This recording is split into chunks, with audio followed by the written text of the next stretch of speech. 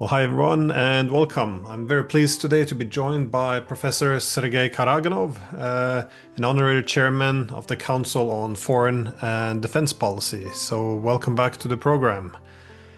Professor Karaganov has written speeches for Brezhnev. He advised Gorbachev. He advised President Yeltsin, and also advised President Putin. Now, to add to this, you have also been, of course, a key advocate of Russia's Greater Eurasian Initiative. And in this context, you recently published an article on the Siberiaization of Russia. Now, I was wondering if you can outline what this entails, and also why do you advocate this path forward for Russia? Uh, Hello.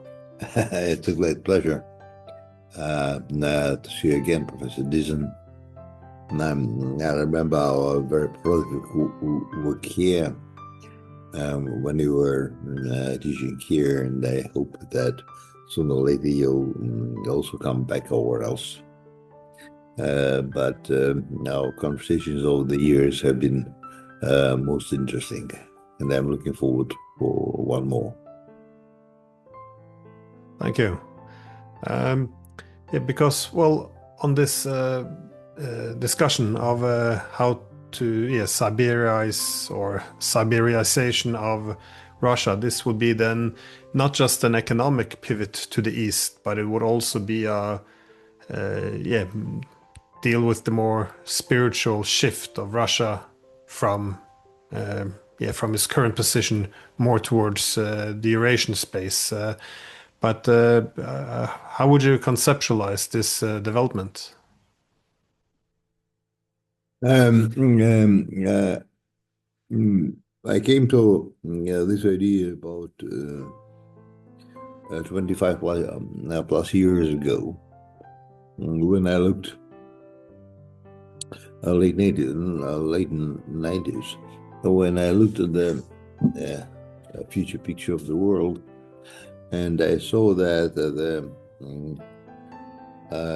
the center of gravity, economic, political, etc., was moving towards Asia. I had been enthralled before by the vastness, the greatness, and the history of Siberia, but at that time I initiated several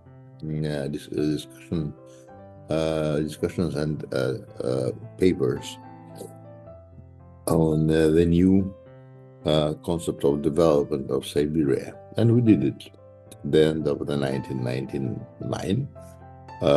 Some of them were published at the beginning of the 2000s, and they draw some attention, but as I always tell, they never became, the papers which or the ideas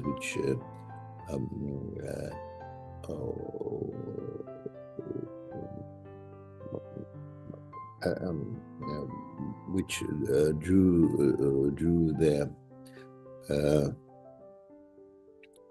interest of the Russian elites. We were still at that time too much Eurocentric. So in the late 2000s, 10 years later, I invited several young scholars whom you know. Now they are leaders in the scholar profession to draft a new concept of the Russian turn to the east.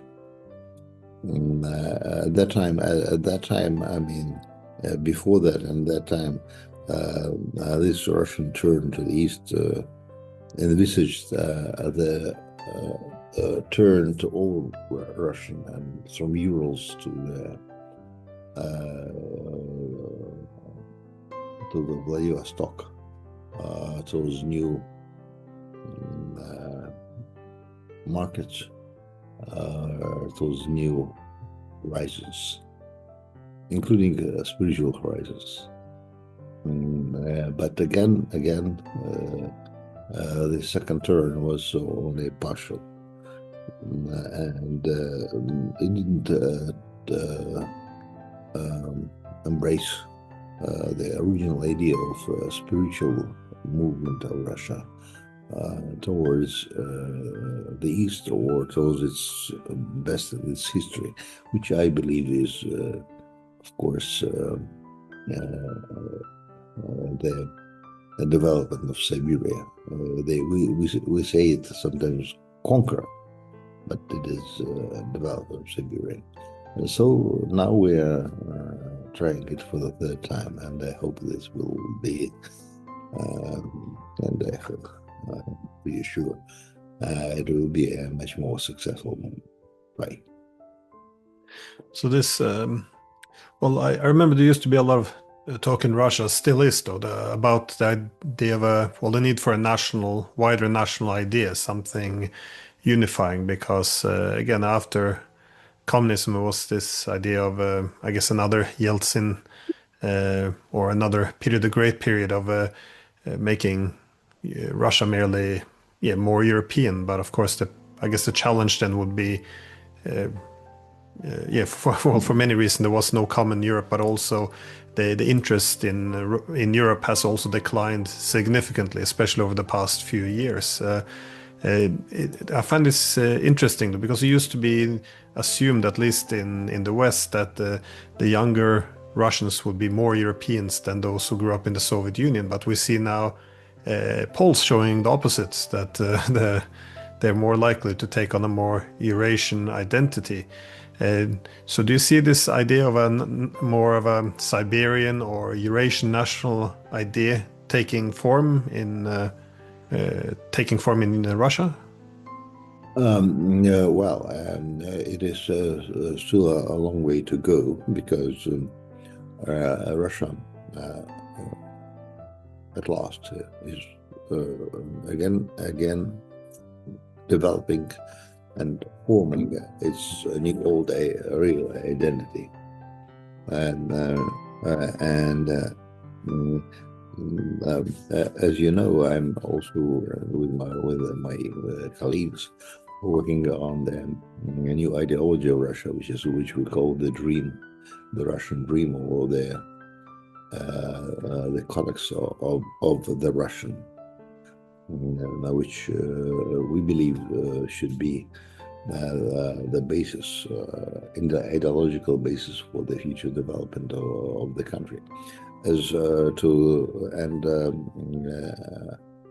development of Siberia and moving of or returning Russian identity to where it belongs for the last at least 500-600 years, and that is to Urals, and Siberia is part of that effort, and I think we shall succeed.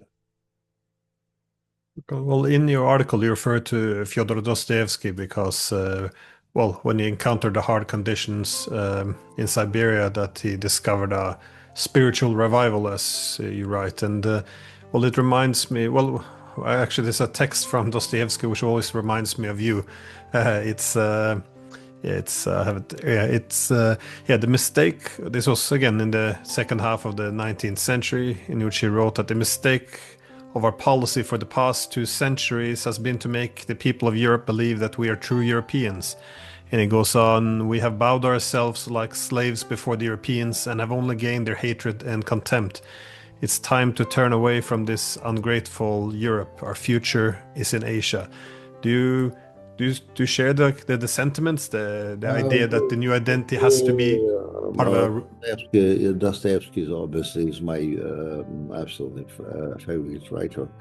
I mean, together with some works of Tolstoy and Pushkin, and I know his spiritual history.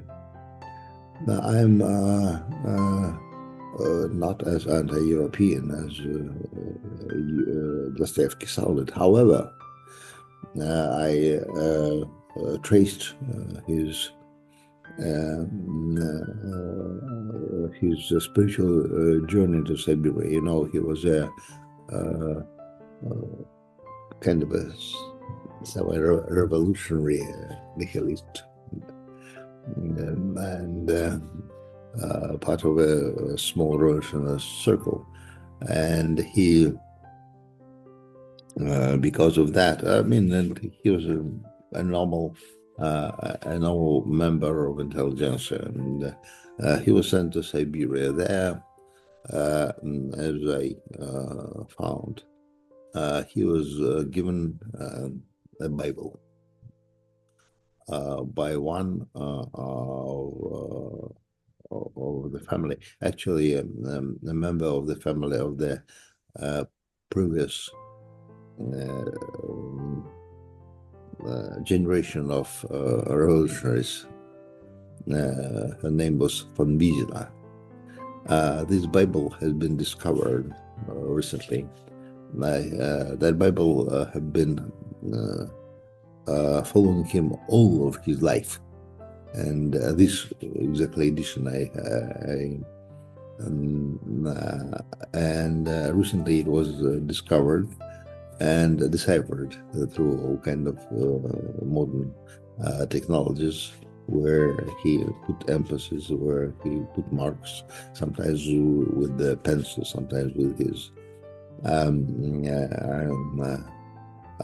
simply with his nail. And this is an unbelievable reading. And he then said, that's to the effect that I went there as a normal blah blah blah. From there I came as a thinker, and I must say that of course he wasn't in hard labor, but there one of the greatest thinkers of the world has been born. And Siberia is a place where a lot of greatest spiritual richness of Russia has been born and will be born. Well, beyond the spiritual, because I was thinking over the past 300 years since Peter the Great, well, Russia's always modernization and economic development has always been linked to Europeanizing Russia. But obviously, as you pointed out, what's over the past 20 years with the rise of Asia, this isn't necessarily the case anymore. I know Sergey Lavrov made the comments about this over the past 20 years as well, that economic development now doesn't mean to Europeanize Russia, that they can start to look towards the East instead. Do you see this, I guess, more of a Siberian Russia? Do you see this also in the framework of the political economy or the economic development to the East? Because again, in the past, looking east was often presented as contradicting economic development. But now, of course, the East is where the economic development occurs. So to what extent is the economic development, the connectivity, a key component here? Obviously, I mean, for kind of historic reasons, I mean, we have been overfixed on Europe, and this fixation has been basically unhealthy for our economy, because we were too dependent. Too dependent politically, we're too dependent economically, and even technologically. We sold, of course, a lot to Europe, mostly oil, gas, etc., etc. But we imported from Europe, I mean, very expensive goods. From the same goods we could have, with great savings and with larger economic efficiency, import from these. Now it is becoming and obvious things. But when I was persuading my compatriots to turn to the east, I mean, over the last decades, I was telling them, taking my spectacles and saying, what I was saying them, listen, these spectacles were made in Germany. I have a very complicated, spectacles, and at that time they were worth, say, 400 or 500 euros. Now I'm buying.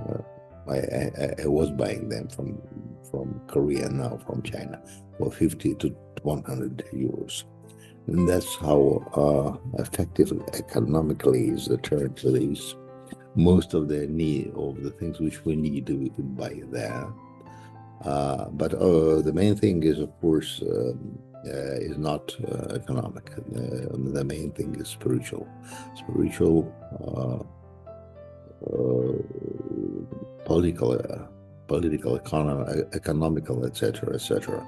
We have to understand or reinvent ourselves as we were born. We were born, of course, over thousands of years from the Scythians, which reigned in the steppes from Mongolia to Persia, to what is now Romania.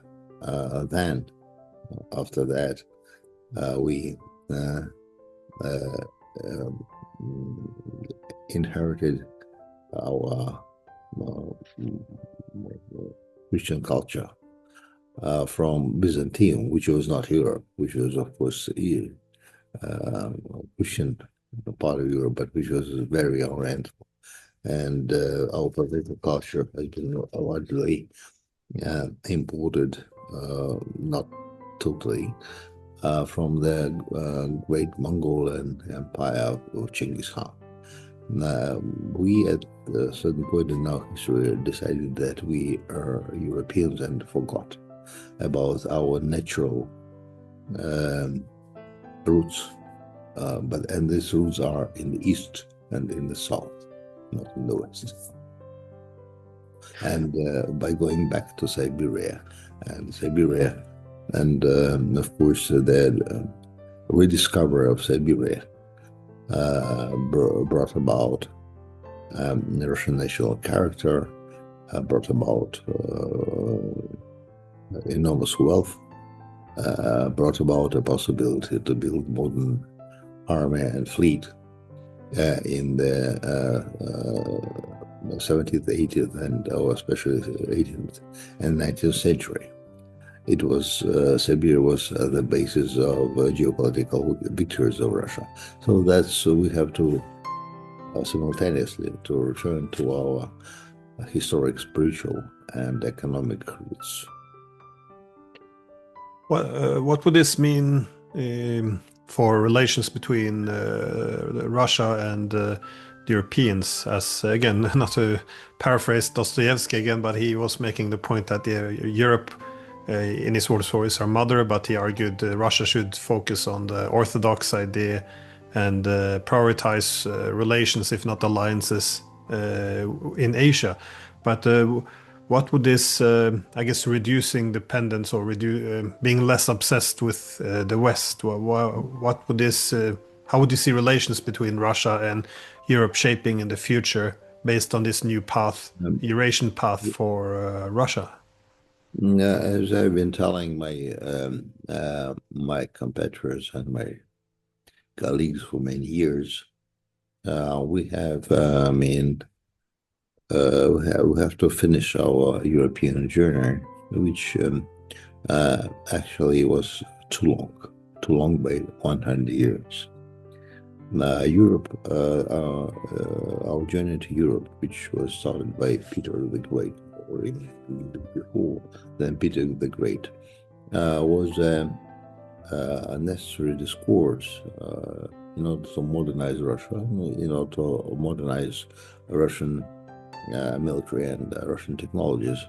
We were lagging behind because of the long period of so-called Mongol yoke, when we had to, when Mongols, which were not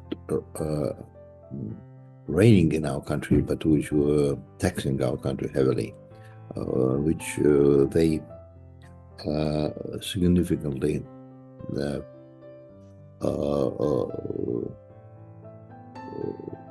postponed our development. So Peter the Great made the breakthrough, and our European journey brought us a lot. Military organization, one of the best militaries in the country, which brought us the position of the great European and world power.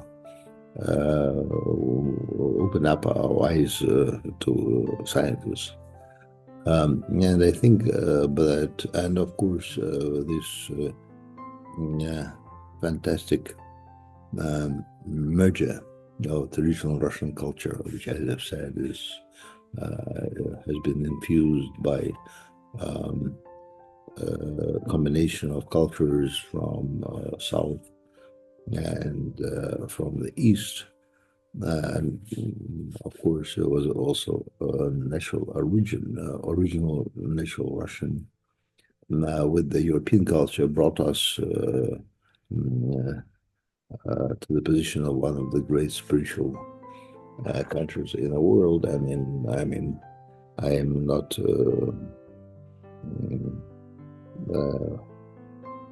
too nationalistic, let's put it this way, but I do not know anybody in Europe who is equal to Tolstoy and Dostoevsky. And that was brought by this European journey. But I must say that we should have departed from that journey 100+ years ago. We stuck there. So now we're finally turning back where we belong, finishing our European journey. And it is not anti-European. It is, of course, I mean, this Europe, which you know better than I do, is not a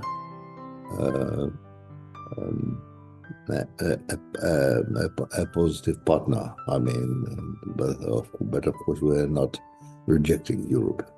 But for the time being, I think that the farther we would be from Europe, the better. For the time being, maybe when Europe overcomes its current diseases, we will again come back, embracing each other, because I mean, we are also largely European, but not with this Europe. But we of course know that Europe of this transhumanism, of post-human values, which are so popular there, is a Europe which we do not want to belong to. So we are not Europe now anymore. But we do not want to reject a Europe in our souls and in our culture.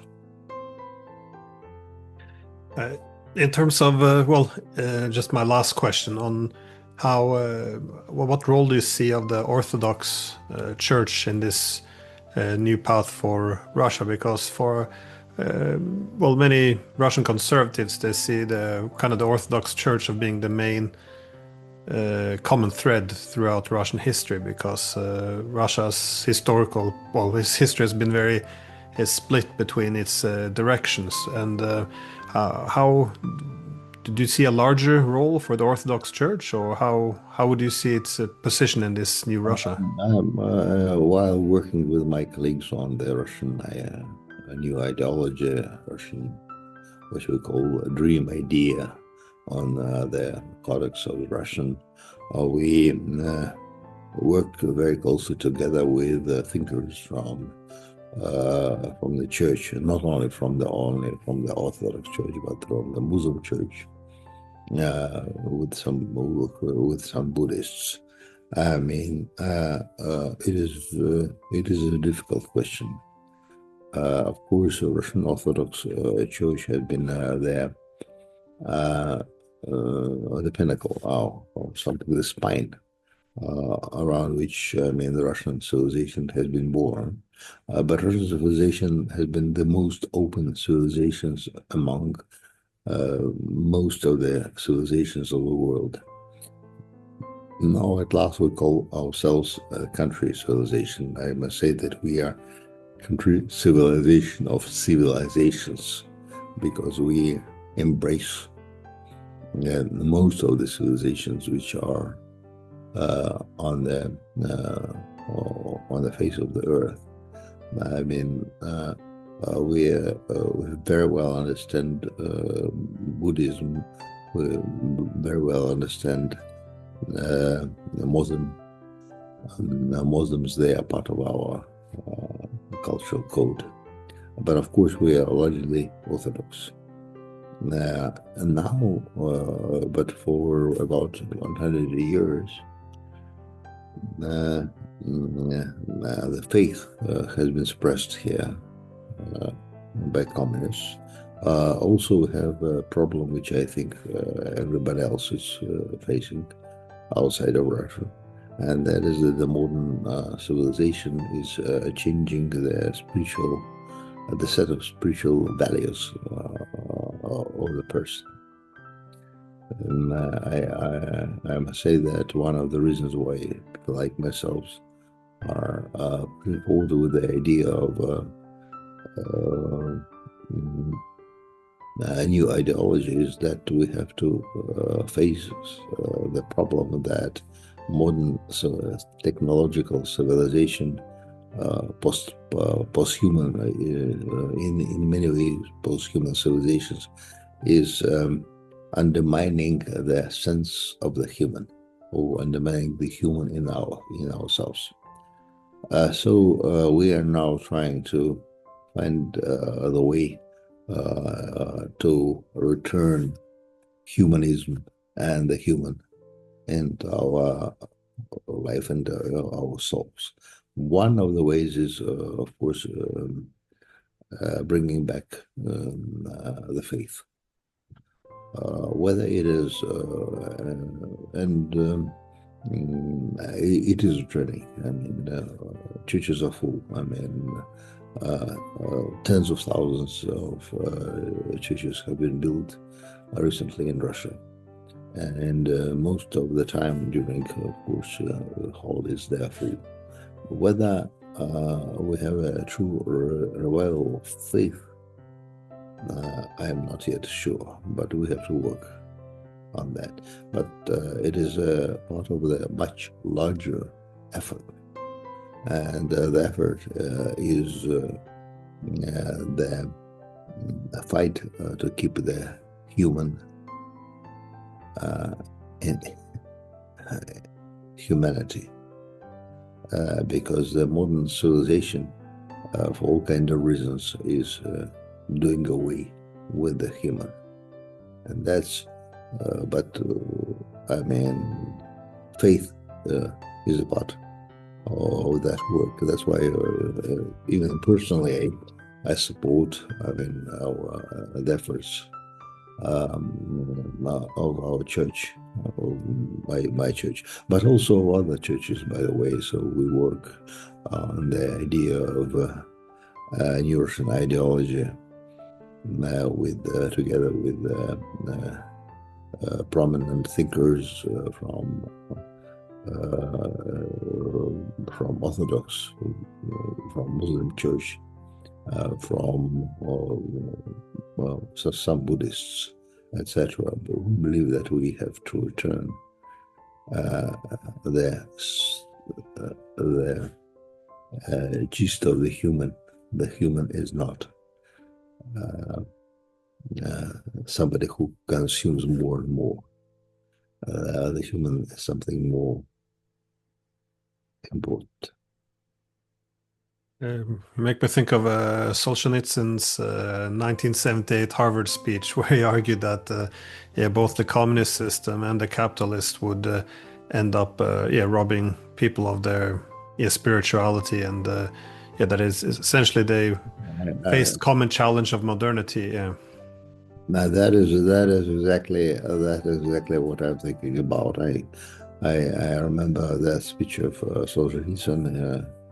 I'm very well, and the problem is that